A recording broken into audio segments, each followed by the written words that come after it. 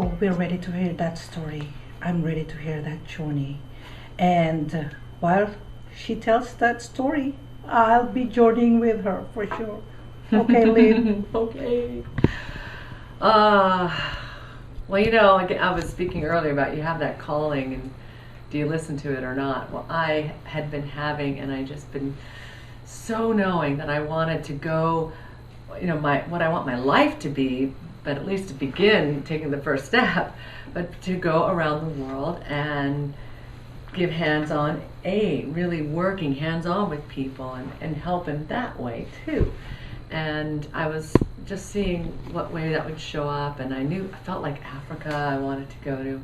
I met an amazing woman who was a refugee out of Sudan. She actually was an Eritrean refugee, but they were all kept in Sudan. And a camp where there's 500,000 of them, 80% women and children, and some of them there for 40 years. The UN calls them the forgotten refugees because just aid wasn't getting to them and people were not taking care of them, taking care of other causes. So I got real inspired by her story and who she is, and we won't go down that long road, but I was so gripped by it. And so now she was going to go back for the first time. She'd come over to America at 14. Somehow she had escaped and been able to get to America at 14. And now here she was in her 40s and going to go back for the first time to that refugee camp. And so I had been helping her organization raise money. I personally raised $15,000 for them, and I was one of 8 people that went over with her, and we had a lot of research leading up to that time to make sure that we'd have our pathways to get to there and give the aid we needed to, and also just to make sure that we'd be safe, because it happened to be at the worst time in Sudan for an American to go over there, no less an NGO, meaning an aid worker, a humanitarian. Because Americans weren't even allowed to go over there unless you had a special visa as an NGO, and they were, kidnapping NGOs and killing them, So, oh great, I'm going to go to Sudan and do that. Good, But I did a lot of research and found that, if we went in this certain way and with these right channels, with some government protection, that we should be okay. And I was assured by her as well. And so there's so much to the story about it. I can't tell you every little detail. We'll be here for a long time.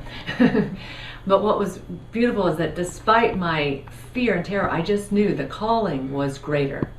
And I just knew I had to go.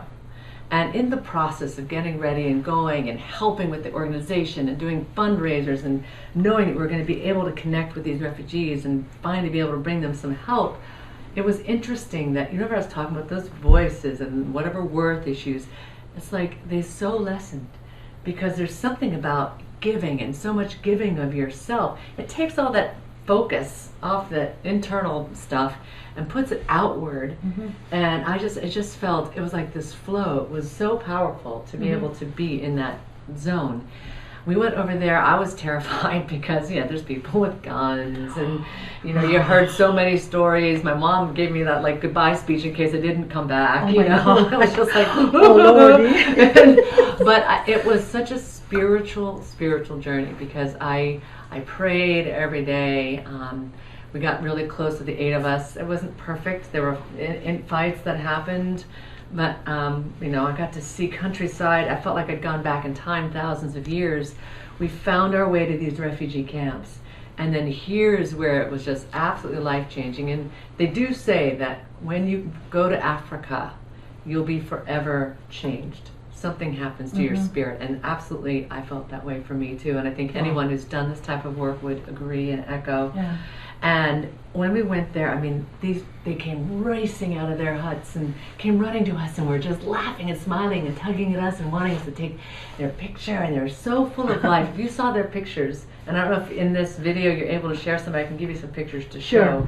And I would blow your mind. Their spirit's so full of life and love, and so connected and so present and so playful, and you're going, they're in the most horrendous circumstances. What they had to deal with escaping from their country to get to this refugee camp. So many who died along the way. They're dying of disease. They're not 30% are getting no food, the diseased water, you name it. And yet they have these amazing spirits. I mean, and I just learned so much from that they chose so much, and they even echo this through the translators, that they just chose to live right here in the moment. Because if they were to think about the past, they'd want to curl up in a ball and die and make the world go away. If they were to try to think about the future with hope, they would just give up and be hopeless. But instead they live so in the now, so connected to each other, and so full of life.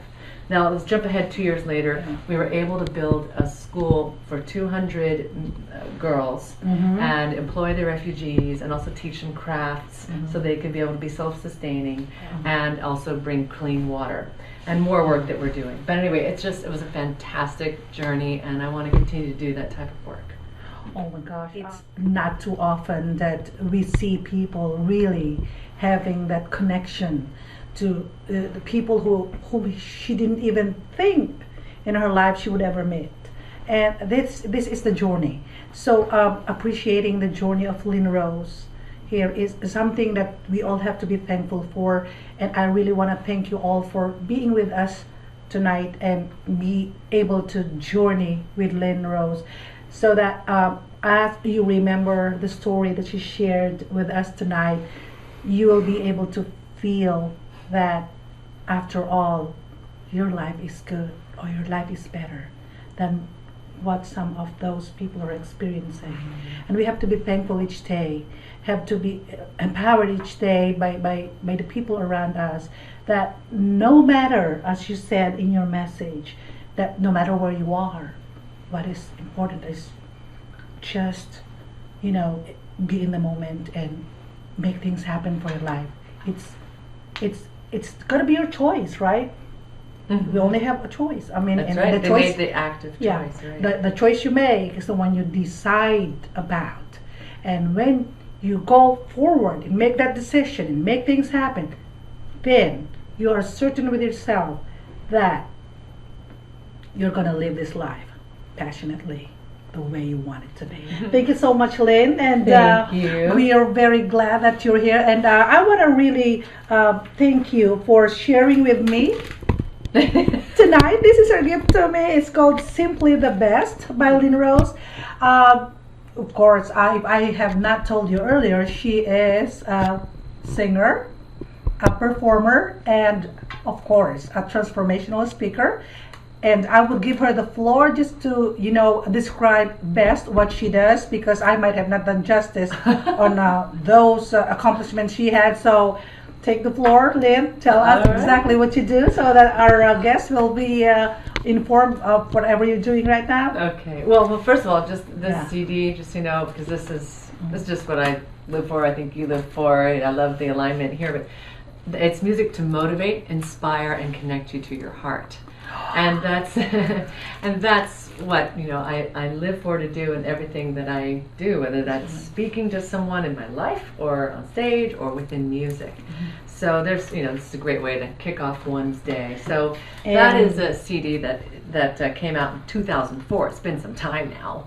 And you will find out about this at www.lynnrose.com//music. Just go to lynnrose.com and then look for music. And if you want to find out her next WOW speaking events, and you want to be part of her empowering, programs, just go to wowyouraudience.com. Wowyouraudiences.com. And actually there you can even just leave your name and email, and then you'll get a free webinar around speaking authentically, fearlessly, and powerfully. And I believe that real transformation happens when it's process-based, when it's experience-based, and it's very hands-on training, and it's speaking from the inside out. So you really find what your unique voice is and speak it powerfully after these 2 days. And I'm raising my hand because I have personally seen her, been with her, heard her, and felt her. I was dancing with her music. She's really got that wow power, and I danced with her music. I was able to video one of that music, and I will be adding up a video clip here to show you what she really does as a speaker and as a performer. Thank you so much, ladies and gentlemen, for being with the Lanel Connection, converting your passion to possibilities and profits. Thank you so much, and see you all next time. Thank you, Lynn. Thank you, Lanel. Take my heart and make it strong.